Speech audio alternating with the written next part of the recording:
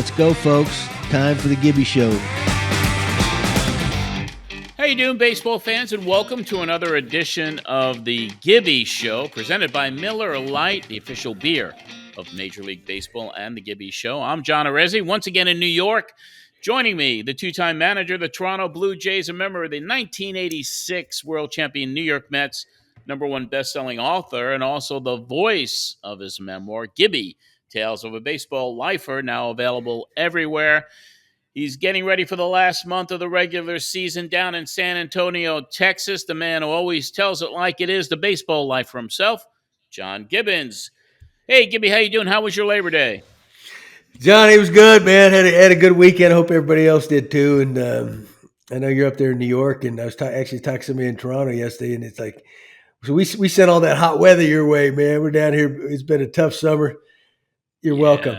It's very, I'm getting out of here. I'm going back to Tennessee after we tape today, but it has been hot the last couple of days here, but beautiful weather. I got a chance to see the Mets 4 times, 3 of those victories, 2 over Seattle, 1 over Texas. So that was cool.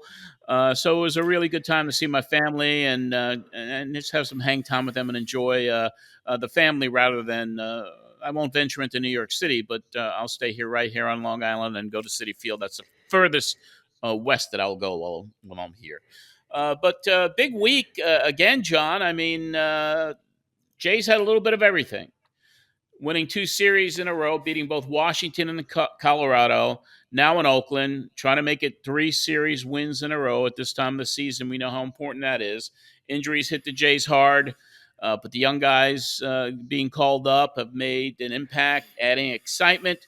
So another big week for the Jays coming up as the 2nd and 3rd wildcard spots are now really within their grasp. We'll go over all of that, and we'll have another Jays alumni joining us on Gabbing with Gibby, brought to you by Tim Hortons, and, of course, inspired by our friends at Miller Lite.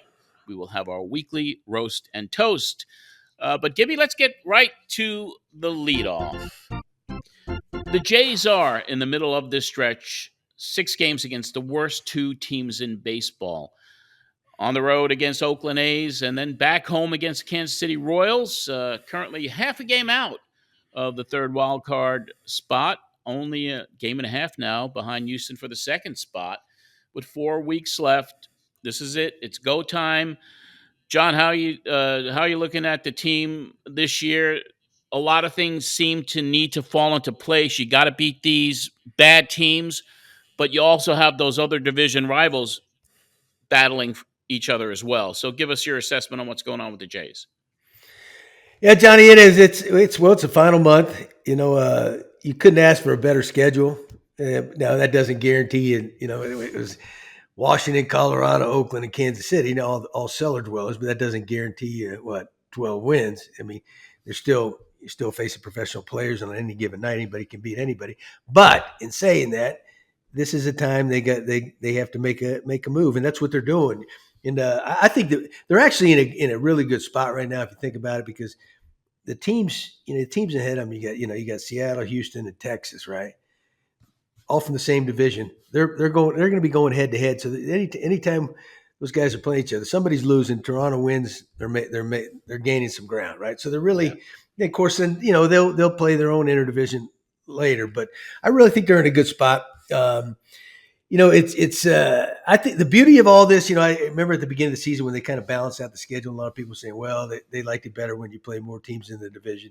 But for a wild card, this is the way it's supposed to be. There's supposed to be more of a balanced schedule. So now you get a true read. Everybody's playing the same teams over and over. You know what? That's how you determine the rightful winners. They after this lull in their schedule, then they got Texas comes in, I think, for 4 up in Toronto. 4 games. And Texas is reeling. They're reeling. Their bullpen. They don't have much of a bullpen now. They do have Bochy at the helm. He'll figure something out. They got a good front office, but this is how the game works, right? Texas got out of the great start, and they ran just until the last few weeks that they really struggled. Tampa Bay got off to a historic start. You know what? They're sitting in 2nd place now, right? They've had some injuries and some other stuff gone wrong. So what happens at the beginning of the year? Everybody gets all excited and go, this team's so good. In Major League Baseball, all the teams are good. So what happens in April? dictates a lot at the end, but September right now is when it all matters. Yeah, that's very true. But even though the Jays have done really well, I mean, winning those 2 series, it never is easy. I mean, it's never like they're nail biters, these games. They're all nail biters. Even the victory in Oakland, and here is something that was brought up by some of the Jays announcers. A big surprise move by Schneider, by John Schneider on Monday, when he left Davis Schneider on the bench against Oakland. And Davis, of course, is undoubtedly the spark plug of the team right now. He's the hottest hitter on the club. He's hitting .360 in the last 7 games. He's got a slug of .840, on base of .500, OPS of 1.340. And Jamie Campbell and Caleb Joseph called him out on it. How do you keep, and this is their words, how do you keep the hottest hitter on the bench? Now, in your opinion, is analytics playing too much of a role in this? The matchups, the analytic part, and is John Schneider, is this kind of his call, or do you think it's above his purview, above his head, coming from the front office, making these decisions based on the analytics once again? Well, if you're going to ask me, hey, analytics is taking over too much of the game. There's no question. There's a lot of good come out of it, and a lot of benefits. But we've gotten to the point where we get carried away so much that these guys aren't robots, right? But it's clearly and I don't think it's just in Toronto. It's all over the game. Lineups are dictated for these guys. That's why you see different guys hitting in different spots every night. For most teams, except maybe some of those veteran-laced teams, let's say. And so clearly that's all comes from the front office. That's Major League Baseball. I mean, that's everywhere in Major League Baseball. That's just the way it's run. So I assume that's what happened right there. Because I think everybody's a little bit surprised by that. Probably the most surprised is Davis. He's probably thinking, what the heck do I got to do? And the teammates are probably going, what? And every time he's in there, he's getting a big hit. I mean, he's always a spark plug, and it really was surprising to see him on the bench. Of course, the Jays were lucky enough to get that win. But the other thing that they're really battling, John, right now, and they've been hit by the injury bug in a very significant way. Of course, Danny Jansen on the IL with the fractured finger, and Matt Chapman has the finger sprain as well. But Bo Bichette still on the IL with the quad sprain. Eric Swanson, spine inflammation. And now Brandon Belt, not on the IL, but day-to-day with lower back tightness. And he also got food poisoning now there in Oakland. So as the Jays battle for these wild card spots, how challenging does it become for a team battling every day for that postseason spot? I mean, the young guys have been called up. You got Spencer Horowitz, you got Ernie Clement, you got Chad Green in. The young catcher was brought up as well, Tyler Heineman. And Davis Schneider, of course, has been incredible in this first month. But these young kids coming into the game and coming in to make almost a force every day, they're in the lineup. How do you handle that as a manager, as in the clubhouse with the players, where you have a set team and all of a sudden you got all these young kids coming in, but they're making an impact? I mean, give us your thoughts on that. Well, the key thing is you said they're making a big impact. Horowitz has come up. He was having a great year down there in Buffalo, and of course we know Davis Schneider. What's interesting about both those guys? Horowitz, I think, was 24th round pick. Schneider was a 28th round. That's rare. You get two of those guys. That should show you. The Blue Jays are doing the right thing. I don't care where this guy was picked. If they're going to help us win, they can help us win. Ideally, you lose Bichette, he goes down for the second time. You're thinking, oh my gosh, who's going to take his place? But you know what? They've stepped up, right? Yeah. Swanson's a big one. They're going to need to get him back. Green's been there, done it. They're going to have to monitor him a little bit coming off Tommy John. So, but their bullpen and their rotation is solid. But you get that's what it takes, and that's how certain guys make a name in this game. You give them an opportunity. Season's on the line, and these guys are coming through. But the Blue Jays have that kind of. They got a tight knit group, right? So the veteran guys, they're welcoming these guys in there. It's a unique group, and I still think they're in a very good spot right now. They're only half game out now. They made up a couple games in the last They few did. days. So just hang in there, man. They'll hang in there, and I expect them to finish really strong. Yeah, I mean, on the injury front again, I mean, significant injuries, and you hope, especially when it comes down to the catching spot. Alejandro Kirk stepping up with Jansen out, and we don't know if he's going to be even able to return before the end of the season. So, do you think Kirk has the most demanding and critical role right now with that injury to Jansen? Is that the most critical injury on this team right now, in your opinion?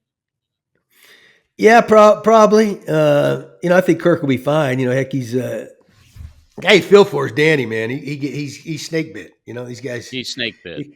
Yeah, you know what? And he was having a tremendous year. You look at his numbers.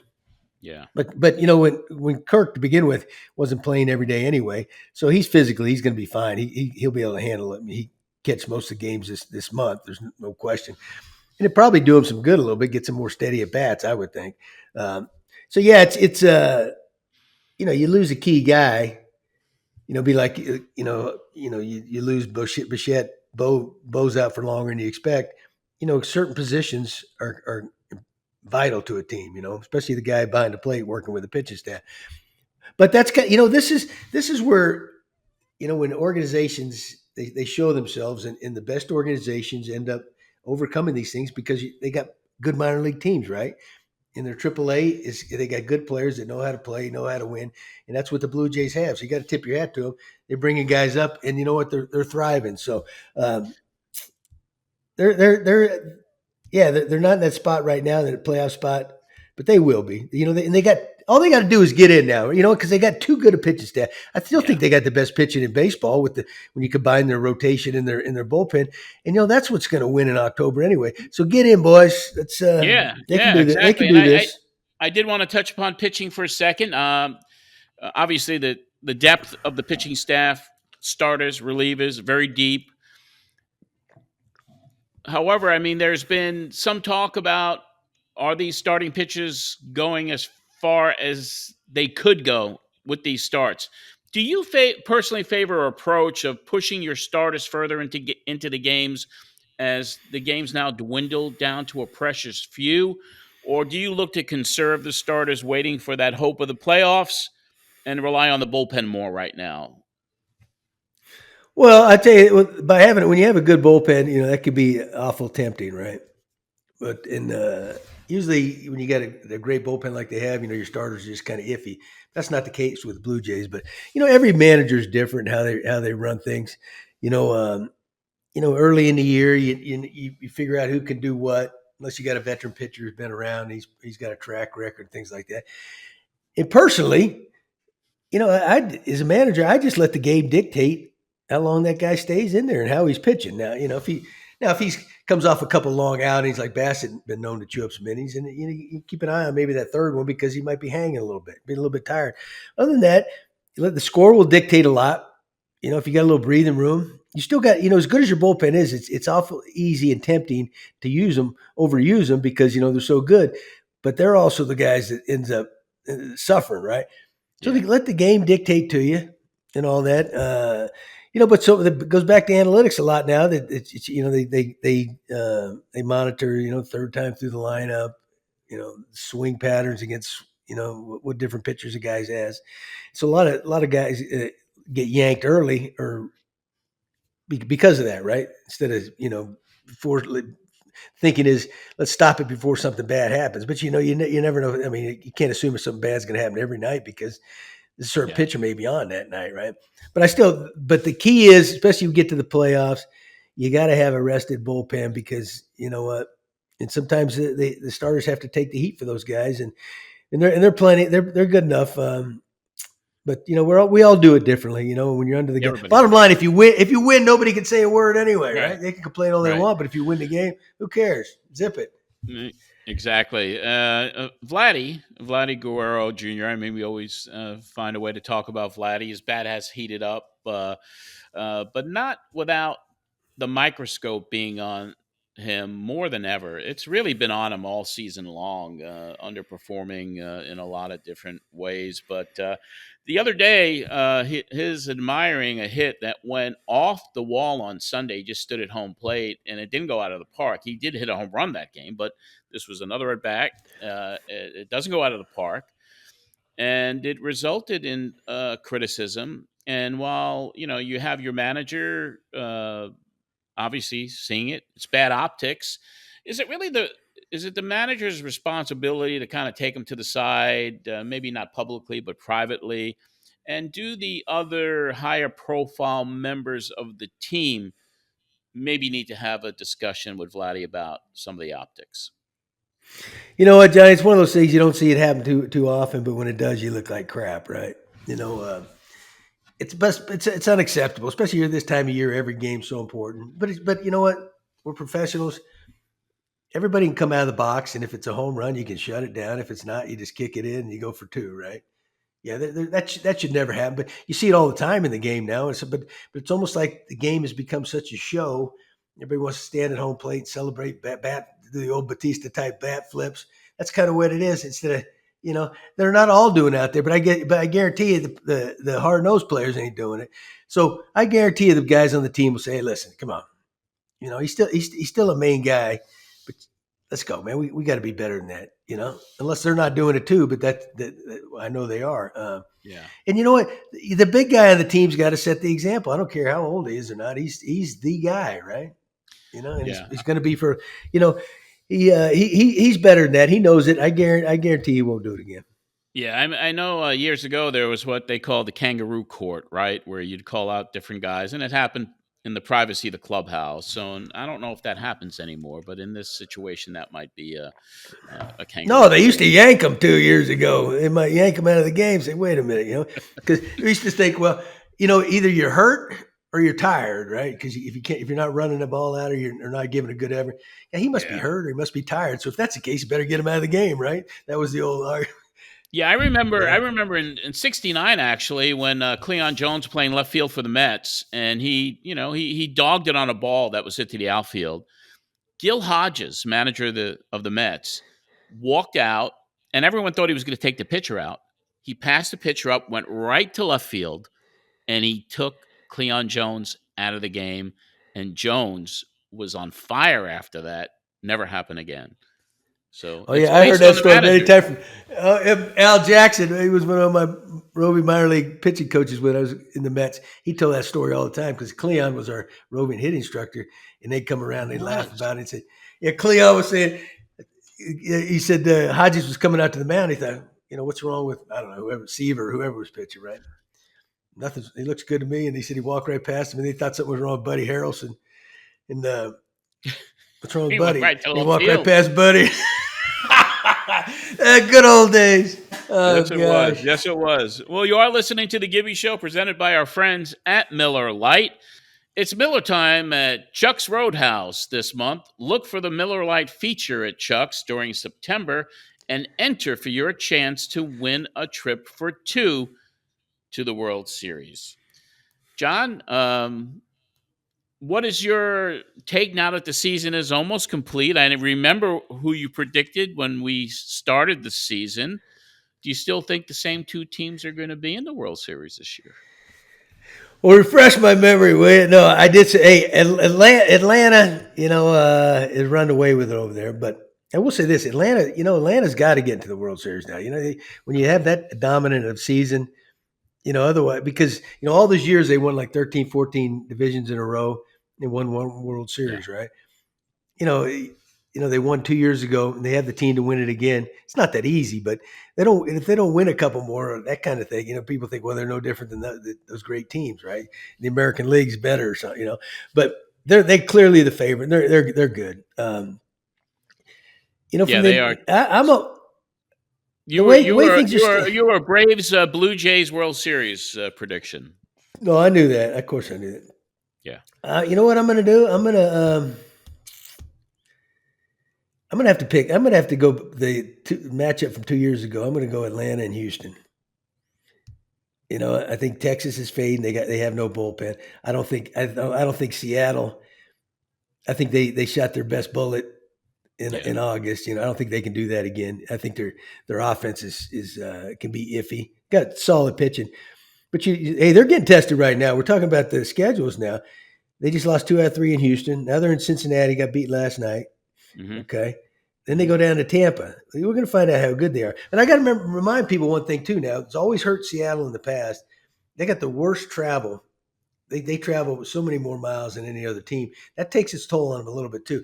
But I just think their best effort there in August. I think they'll come up a little short. They may sneak in, but I don't think they're gonna run the table and win it all. So I'm going to go back to the World Series from 2 years ago. Well, I mean, our friends over at Miller Lite certainly want to send you to one of those World Series games. And all you got to do is go to www.millerlite.ca/2023 World Series contest for more information.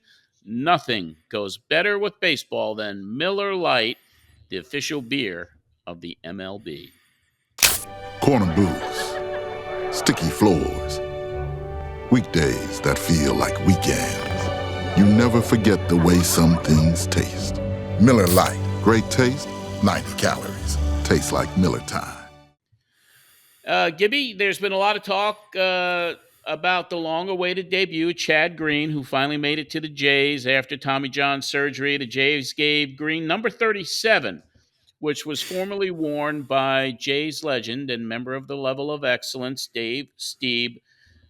Was it a mistake giving Green that number, as the Jays have given that number to a multitude of players, Chad Green being the latest one?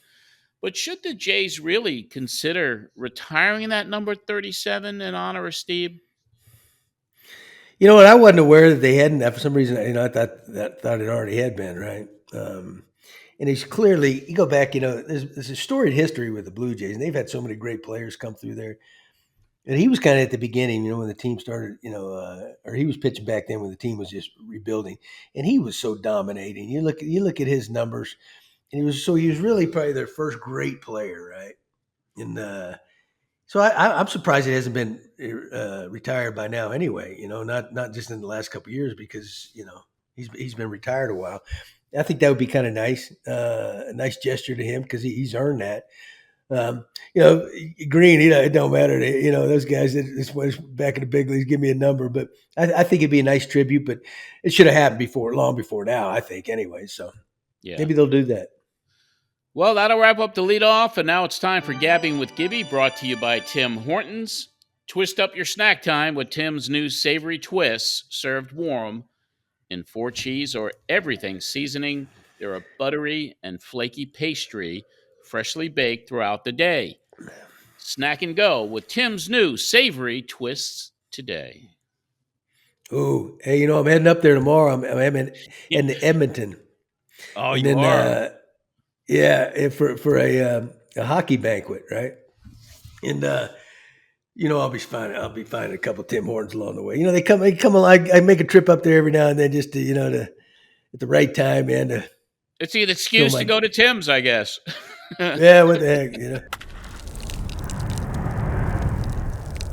Today on Gabbing with Gibby, brought to you by Tim Hortons, we bring on a former member of the Blue Jays, a switch hitter. He played for Toronto from 2015 to 2019, a member of the playoff teams in those years. He was an all-star for the American League in 2017. The year he hit a career high of 38 home runs. His MLB career spanned 11 years with stops in Texas, Seattle, Toronto, Milwaukee, and San Francisco, finishing up his career in Japan in 2021. It's a pleasure to bring on one of Gibby's favorites, Justin Smoak. Justin, how you doing? Nice to meet you. Doing great. How about you? Very good. Very good. Hey, don't be so enthusiastic on our show the first thing in the morning. What the heck? Hey, first thing is lunchtime for me. Where are you heading? I'm headed back to the house, but I pulled over at the park in the neighborhood just so I could talk to you for a little while. Well, I thought you were going golfing. I already hit some balls. I'm telling you, I leave the house before 7 o'clock to take the girls to school. The bus cranks up early around here. Hey, you got your life together, man. You know, Smokey, that doesn't surprise me one bit. I know. It's been good being home with these girls, honestly. I mean, you know how it is being on the road so much and you're gone and gone and gone. And, you know, I've always, Charleston for South Carolina for me is always home. And, you know, once I get home, it was always hard to get me to go back to spring training every year. I'm like, man, I got to go back to camp. But yeah, so yeah, it's been good to be around them a lot. Well, you know, Smokey, you've always been a good family man. You know, you could always tell, you know, you always put your family first. You got a beautiful family, and you know, they sacrifice everything, you know, when you're playing and when you're coaching, whatever you're doing in the game of baseball. And we take a lot of things for granted. And then when you know, even when you have a great career like you did, you know, when it ends, you're still a young man. So now everything flips. Oh, baby, it's, hey, all right, I got to go home and be dad. You know, that's what's fair is fair. Yep, it is. And I mean, honestly, I mean, since I've been home, of course, they're older and they're out of diapers and everything else. But it's like, I don't even know how she did it whenever she's traveling everywhere and with babies. There's no chance. I mean, I was around, but I wasn't around, right? Oh, I hear you, dude. But yeah, nothing better than a good woman. Well, Johnny, what do you got for Smokey? Justin, talk to us about your time with the Blue Jays during that exciting time for the franchise, your experience playing in Canada. How did that impact your career, getting the chance to play in Canada? And then I'd like to hear a good Gibby story if you got one. Yeah. Oh, man, there's so many Gibby stories. I don't know. But, yeah, honestly, for me, and Gibby could tell you this too, but I think I got designated by Seattle, and Toronto kind of picked me up, and I was like, oh, man, what do I got going on now? I've already been in Seattle. Now I'm going to Toronto. What the heck's going on? But when I got there from the get-go, I mean, and I had a 1-year deal that I had signed, but I still had to make the team. I mean, I didn't have a good spring that year. I don't know if you remember. I didn't have, you know, I was backing up a little bit, you know, and spring training is never that easy. And, you know, I didn't have a great spring. And towards the end, I finally, you know, started, you know, playing a little better. And I mean, it wasn't until probably the last week of the spring. And I remember Gibby telling me, he's like, hey, you know, congrats, you made the team. And I was like, well, you know, I appreciated it because I knew with the guys that we had a really good team. And so I knew I was going to be a part of something that was going to be pretty cool. And, you know, I think the rest is kind of history. I mean, the teams that we had and, you know, what we did, I mean, it was a lot of fun to be a part of. Yeah, you certainly had a you know, the fan base, your favorite of fan base, and you had the opportunity recently to get back up there to Toronto. You attended the induction of Jose Bautista in the Jays level of excellence. And how was that experience for you, getting back up to Canada and being part of that great ceremony? And give us some of your memories of playing with Bautista. Well, I think the biggest thing up there is, you know, what a lot of people don't realize is, you know, you are playing for a whole country. And I mean, those fans are just absolutely crazy. Gibby's probably told you a gazillion times, but you know, when you leave it and then when you go back, it's cool to go back because you know, it makes you realize, you know, how special those times were. And, you know, it's not like you forget, but you know, it's something, you know, when you go back, it does remind you how cool it was. And, you know, would it be that way if we didn't have the teams that we had and did as well as we did? Probably not. But, you know, when you win, everything, you know, good things happen for everybody. Exactly. Hey, Smokey, there's no substitute for winning, is there? For crying out loud. No. Hey, no. I spent two tours up there in Toronto, right? You know, they ran me out one time, the first time, right? Then I came back, and it was kind of it was Anthopoulos, you know, was running the team, and you know, what's the manager? He went to the Red Sox, John Farrell. He wanted out, you know, the old dream team, that was his dream job. So Alex came back for me, right? And then I said, you're crazy, man. This ain't going to probably go over well for you. And then we got off to the first couple of years of slow start, and I'm going, oh my God, they're going to run me out of here again, for crying out loud. And then, you know, but then everything came together, right? Everything came together, but really your game came together too in Toronto. You know, if you look at yourself, Bautista, Encarnacion, you know, all three of you guys really, your game and everything came together for you playing in Toronto. You know, Bautista, Ozzy bounced around. Eddie came from Cincinnati. You know, they shipped him out.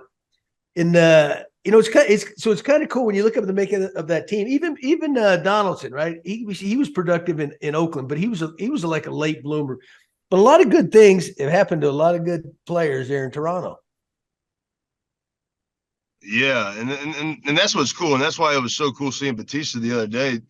You know, he of course he deserved every bit of what he's done, but at the same time, like, he was also one of those guys that grinded. You know what I mean? It took him a while to figure it out, and you know, it's cool to be around guys like that, especially when it's kind of like you're one of them, and you know, it kind of gives you a little more, I guess, you know, hey, like, I can still do this. There's still time. And, you know, and I think I learned a lot from those guys.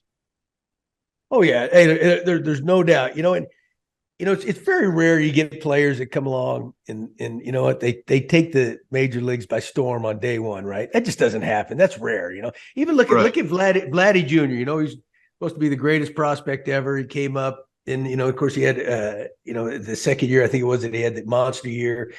And then, but everyone thinks, well, it's going to be easy every year. No, it's not that easy, you know. And now he's going through his growing pains, and you know, if the big leagues, you know, even the team now, you know, they take a lot of heat for, well, they're not swinging the bats and all that, but people don't realize it's not that dang easy, you know. It really is. No, it's not. And I remember my last year there, Vladdy had been up for like a month, and I mean, he was hitting like 275, 280, and they're like, man, he's struggling. I'm like, man, I wish I hit 275, 280. You know what I mean? Like, and I remember he's in there just grinding. I mean, they're grinding on the video, looking at his swing. I finally eased up. I said, what are y'all looking at? And they're kind of look at this. I just said, Vladdy, if my swing looked like that when I felt like shit, guess what? I'd be one hell of a ball player. So I mean, you know what I mean? It's too technical now. I mean, it's just too. I mean, you were there this past week. I mean, a couple weeks ago, we went. I stepped in the cage for a second. They got 4 computers in the cage now, and so it's like, you know. And I know it's more video than anything else. But at the same time, like, sometimes, like, I thought it was always good to just have a room for that, to where, like, when you go in the cage, you're going to work on something, right? Rather than, hey, now we're in the cage and we're trying to watch video and hit at the same time. Now, you know, it's kind of, you know, it gets in guys' heads. Oh yeah, because they always used to talk about. I remember when I was coming up, and you know, and you know, it's mostly a minor league career, but even talking to the good big league players and stuff, and you'd hear sometimes the best advice you get from a hitting coach would be, hey, you know, block it out. Just don't even take BP. Just show up, free your mind up, go get them, man. Instead of because you paralyze yourself overanalyzing. It's like for, you know, it's because it's really a natural thing, you know. So no, I agree with you. I mean, you got to have that. You know, there's a lot of benefits from a lot of it, but I think we do get carried away nowadays. But yeah, for sure. What are you gonna do, brother? You can't beat them, you join them. Yep. Oh man. Hey, you got some good memories for those 15 and 16 teams, man. It was a unique bunch, wasn't it? I know if the fans have heard all about it, a lot of them, but it was a good mix of guys. We had some It was. I tell people all the time, those 15 and 16 teams, I felt like every day we went on the field, we thought we were going to fight, right? I mean, you thought we were going to. I mean, and it wasn't like it wasn't like we were trying to fight it, but people hated us. People didn't like us. And I think it's because we had, you know, first of all, we had really good players. They knew we were good, but, you know, guys carried themselves like, hey, we're going to kick your butt. And I couldn't remember if it was 50. I think it was the 15 team. How many times were we down by 6 or 7 runs in the third inning and we come back and win 12-10? Like, it was something, it was the craziest thing I've ever been a part of. I mean, our starter would go out there and give it up, you know, be down 7 in the first, and next thing you know, we end up winning the game. And so, you know, we had a good group of guys that just didn't care and just went out there and played hard. And, it doesn't matter what the score is. We're going to play till the end, and that's kind of what we did. Hey, you remember though the key? Hey, remember our defense was shaky that year, right? And we had Reyes was played short, and God bless him, but he was getting older, right? He lost his range, and then we were playing Valencia and Colabello in the outfield, right? And they weren't outfielders, right? Balls dropping in. But we would outslug everybody. We'd have to score 10 runs some nights to win, right? And then, but that's hard to do. But then when the big day of the trades, Tulowitzki came in. I think that was the key. Tulo, you were out there on the field with him. Tulo cleaned up that infield. Ben Revere cleaned up that left field, because you can hit all you want. You know what? If you don't play defense in any sport, you're not going to win anything. Especially in that, the playoff time of year. I mean, it all comes down to pitching and defense anyway. I mean, because those games aren't going to be 8-1, 8-5, or 8-6. I mean, they're going to be close games, and you got to be able to do that. Add a twist to snack time with Tim's new Savory Twists. They're a buttery and flaky pastry, served warm in 4 cheese or everything seasoning, so you can enjoy a quick and tasty snack break anytime. Try Tim's new Savory Twists today. Hey, and speaking of defense, I've never seen a better first baseman. My coaching career, my playing career. I'm sure you feel the same way about yourself. Obviously. You worked at it, man. For sure. But hey, those infielders were so lucky to have you over there, man. Plus you're a big target. You couldn't bounce. You couldn't throw a ball in the dirt and get it by you. Tell us a little bit about your defense. My dad always taught. I mean, I grew up left-handed, of course, so there ain't too many places to play, and I wasn't the fastest guy, and so it ended up being first base. But my dad always told me at a young age, he's like, hey, you got to play both sides of the ball. So, like, if I'd go hit for an hour or so in the cage, when I was a kid, he'd hit me ground balls for another hour. And so, and I was always fine defensively. And I think when I got drafted by Texas, and Ron Washington was the manager in Texas, right? Yeah. And my first camp, I got drafted in 2008. My first camp was 9.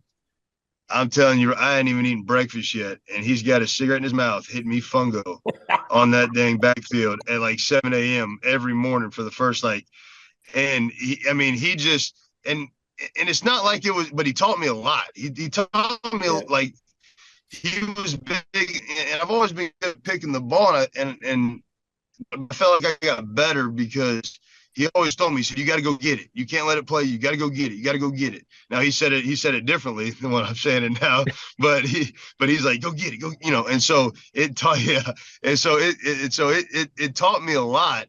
And I got to do that for a couple of years with him until, of course, they traded me to Seattle. But, every time I see him, when I played against him, to this day, we'd always have the same conversation. But yeah, he was, he helped out a lot. But yeah, it was something I always took pride in. But because honestly, I mean, I didn't swing it that well, and I think it kind of kept me around long enough for me to, figure it out with the bat a little bit.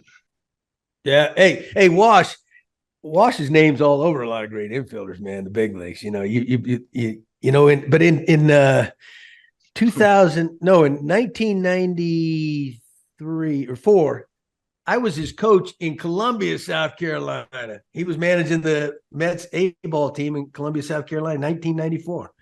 Yeah, I was his coach, dude. The most entertaining year. Yeah, the most entertaining year of my life. But he'd have us out there. I had one child. My wife was pregnant with the second one, and it was just a crazy year. He'd have us out at the field like noon every day out there in that heat, South Carolina heat, and But we got better. God. I don't know if I got any better, but the players sure Yep. The players did. What do you got, Johnny? Oh, man. Now, I was curious to ask you about finishing up your playing career in Japan. Obviously, different culture, just a whole different dynamic. How easy was that decision for you to go over there? And how was the overall experience for you playing over in Japan? It definitely was not an easy decision for me. I didn't.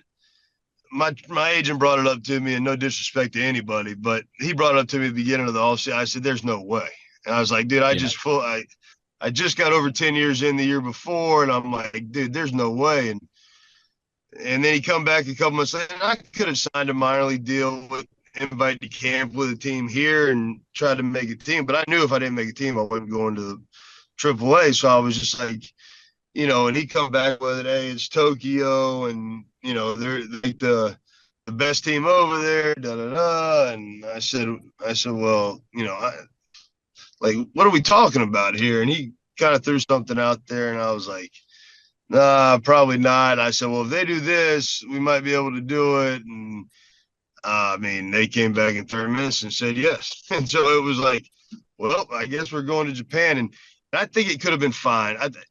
I had a bad experience because of COVID. And so COVID, like, we were opening everything up over here. They were still shut down over there. I thought my family was going to be able to go with me. They could barely get me in to come over there to play.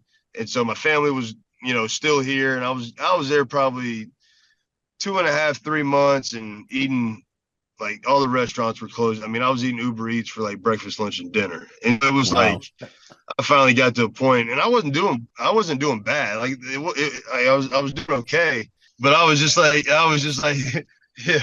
I was like, man, I'm thank you for everything, but I'm going to the house. It was just tough with COVID and everything else. Yeah, that was bad, that timing, but it had to be extremely tough on you, especially the family, not being able to bring your family in and everything that was going on over there. But you gave it a shot, and, obviously you've had a wonderful career, great career. Final thing that I got for you really is that you guys both you and Gibby talked about the edge that the teams of 2015 and 16 had, and you'd go out there and it seemed like every team hated you. The game today, even it's not that far, it's only 8 years later, but there's a lot of rule changes in the game. Is baseball kind of losing that edge where, a team is hated no matter where they go? And Gibby, you could weigh in on this as well, because I find it fascinating now that no one wants to piss anybody else off these days, it seems. Hey, right. Yeah, I don't know, man. I think, I think a lot of it is, honestly, I think you kind of get your personality, and no disrespect, Gibby, but you kind of get your personality from your manager a little bit. And I think a lot of the managers now are younger guys, and they're a little different than what, managers were when I came up, or when you were around. But, and not saying Gibby, but the best thing about Gibby was, it didn't matter if you were Don.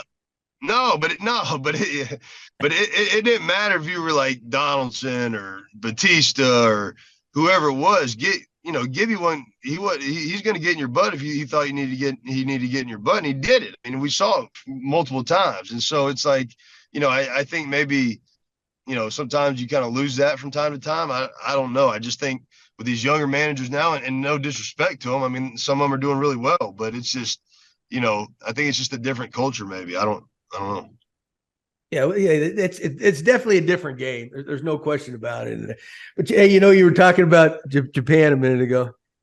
Our old boy Kawasaki, right? With doing the show, Smoky, you got to be on Instagram and Twitter and all that stuff, right? So I'm friends on there with Kawasaki on Instagram, so he'll shoot some stuff. He's all over that, man. They love him over there, man. They loved him here and they loved him. But he sent me a message one day. It says, "You want to manage in Japan?" And I thought, well, I better check with Smokey first before I make that decision. I said, call my agent. But I don't have an agent. Oh, so good. Yeah. No, anyway. I think Japan could have been cool, but COVID. Well, dude, I don't want that. Can't have that interfere with your hunting and fishing now. So that's so what are you doing now for a lot of? I know I'm a little surprised you're a golfer, because you even have time for golf, because you're usually on the water, But so that's kind of what those what your days do now. Yeah, it's just, people are like, hey, are you ready to go do something? And I've got buddies here that are coaching high school. I'm like, dude, I'm not working. I'm not like, not that I don't. I think eventually I will. But I just, I asked my old high school coach, hey, man, I don't want to coach, but I might show up a time or two. And he's like, hey, you couldn't do it. I said, what do you mean I couldn't do it? He said, you'd be kicked out. He said, I have a parent in my office the next day. So what do you mean? He goes, first time you cuss somebody out or say something, he goes, they're going straight to their parents. You're gone. And I'm like, come on. And he's like, yeah. He said it's just a different kids these days. And so, but I eventually I want to do something. I've enjoyed just doing whatever I want to do. I don't know. I know at some point you're going to get tired of it, or maybe this or that. But honestly, we went on the boat yesterday and had a good time. I took my daughter dove hunting the other day, and it's just, get to hang out and do that with them and try to get them out of the house to do something rather than, they want to sit in there and hang out all day. So, hey, I think you ought to be a fishing guide one of these days. But hey, well, your wife Kristen now, she's got something going on. Your wife Kristen, she's got a little business she's starting up though, right? Yeah, it's going to be, it's called Marsh and Magnolia, kind of like the Charleston, Marsh, whatever. But, yeah, it's basically, the hats the women wear, the kind of the bigger brim hats. They're going to have guy hats too, because guys wear them, but, you kind of go in and mold them yourself and build your hat how you want to build it with whatever's ribbon, or you can brand it and do all kind of stuff. So yeah, it's going to start up here hopefully in about a month or so, and maybe a couple months. But yeah, it's going to be downtown Charleston. It's going to be a good spot. I know that. Hey, well, good for her. Hey, now it's her turn, man. You take over them kids, brother. She's got. That's a good thing, though, man. Yeah. The problem is she's in it with two of her friends, which is great, but they think my house is where like the inventory is going to be sitting. And I said, no. I'm like, hey, I said, we had about 25 boxes show up last week. I said, hey, it's $100 a day for every time. There you go. For how long this stuff stays in there. But yeah, well, you got a bigger house than the other people. Well, she better start making some money. That's all I got to say. Well, listen, Smokey, man, it's been a pleasure, pal. We appreciate you coming on here. Like I said, you're one of the best. You had a tremendous career, big part of our success at 15 and 16, and we'll never forget that. And the fans acknowledged you the other day when we were up there for Bautista's deal. They gave you incredible applause. That you rightfully deserve. So be good, man. Stay safe down there. I'm going to get down that way and get fishing one of these days. Yeah, well, hey, I got a place you can stay at the house too. So, you ain't got to go nowhere. Hey, I got a wife that I guarantee you she will outfish you, dude. Her father used to be a fishing guy down the Gulf of Mexico, and I'm telling you. Oh, I'm sure. So instead of catching the fish, I wish he'd cook a little bit of it instead of just catching it. Cooking's the easiest part. That's what I'm saying. I wish she'd cook a little bit of it. All right, pal. All right, man. Have a good one. Right. Thank you, Justin. All right, man. Good to see you. See ya. That wraps up another Gabbing with Gibby. Let me tell you, John, never had the opportunity to speak to Justin before. What a down-to-earth guy. Really just straight shooter. I can see why you liked him so much. Yeah, you know what? He's one of the best. He's just a good dude, good old country boy, good family man. You name it. He's the all-American boy. Put it that way, right? Outdoorsman. Outdoor. Oh yeah, he loves to do that. He had a nice long career. Didn't start out quick. It doesn't. He had to earn it. He kind of is a late bloomer, like Bautista and Encarnacion were. But you could tell even at the Bautista ceremony the other day, man, the fans loved him. When he came out there, rightfully so. So one of the good guys. Very authentic dude. And now, inspired by our friends at Miller Lite, it's time for this week's Roast and Toast. And John, I was, like I said, I was at 4 Met games this week. I was there on Sunday. And the tradition of throwing out the first pitch in a Major League Baseball game is one that has stood the test of time over the years. Most times it's an honor. Maybe with the exception of what happened at Citi Field this past Sunday. Why, you ask? Well, Grammy-nominated reggae hip-hop alternative artist Mattis Yahoo was given the honor of throwing out the first pitch before the Mets-Mariners game at Citi Field. However, instead of using a baseball, he came out with a bowl of soup, matzo ball soup, which is big. Matzo ball soup is delicious, but is it the right thing to do for an opening pitch? He takes the matzo ball out of the bowl of soup, and he throws it, misses the catcher, and of course, the matzo ball explodes everywhere and made kind of a matzo mess behind home plate that everybody had to clean up. So I've never seen anything like that before in my life, and I always look forward to the opening pitch. But in this case, I would have to say we have to roast the matzo ball first pitch. Well, hopefully you won't see it again. You know what? I don't get it. It's like this. Nowadays, it's like, who can outdo this guy? We have all the social media stuff, and it's coming. How about a little bit of normalcy? It's a little bit old fashioned game. It is an honor. And the poor guys that got to clean it up. He's not the guy that threw it, ain't cleaning it up. And the game's got to start. His game's got to start. I mean, it's the tradition of baseball, which slowly seems to be going away in so many different ways, and that for me was a roast, and I couldn't believe it. Actually. Everybody's looking for a little extra attention or something. Okay. It was maybe that'll help win a Grammy. I don't know. Maybe. But we do have a good toast of the week. For the first time in Major League Baseball history, there is a 30-60 club. That's a season where a baseball player reaches or surpasses 30 home runs and also has 60 or more stolen bases.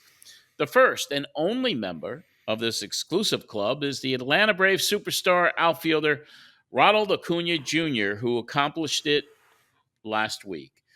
And Acuna didn't stop there, hitting 2 more home runs over the weekend, stole 3 more bases, giving him 32 homers, 63 stolen bases, with another month left to the season. And to top it all off, he got married the same day he became a member of the 30-60 club. A personal and professional milestone earns Ronald Acuna Jr. this week's Toast of the Week. Yeah, Johnny, I tell you, he's some kind of player. There's no doubt about it. Think about it. He blew out his knee a couple years ago, and he came back from rehab, and he hasn't missed a beat. I tell you, I watch highlights on TV all the time. The ball's flying in the big leagues. I mean, it's the ball's jettison. Every year to year, you get a little bit. Jim Palmer was talking about that earlier on one of our shows. Yeah. And this kid can really run. But I hate to be like a Debbie Downer or negative in it all, but with these new stolen base rules, right? The bigger bases, so it's a little bit closer. You can only throw over there a couple times. Yeah, the new rules of engagement, yeah. Right? Limited. I mean, would he have 60 already, or would he have 50? It's quite an honor. I don't mean. Well, it's a good point, though. But it's a good point.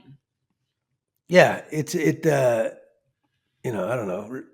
I just wish we could, if you get a base dealer over there, you could work on him a little bit more, maybe slow him down, and because he gets to, these guys are almost walking into second base now. That guy's in scoring position. It's a couple like extra innings. They put him on second. I tell you what, it does make the game go by faster, and it's I think I'd like to know what the Blue Jays record is in extra inning games. When they start with that guy on second base, man, they're good at getting that dude in. Yeah, you got to. You got to. But yeah, toast to Acuna. There's no doubt. Absolutely, a very special player and one of the best in the game for sure. Corner booths, sticky floors, weekdays that feel like weekends. You never forget the way some things taste. Miller Lite, great taste, 90 calories. Tastes like Miller time. Well, that'll wrap up this edition of the Gibby Show. For John Gibbons, this is John Areze. We will talk more baseball with you. Another exciting one coming up right here next week. Have a great week, everybody, and go Blue Jays.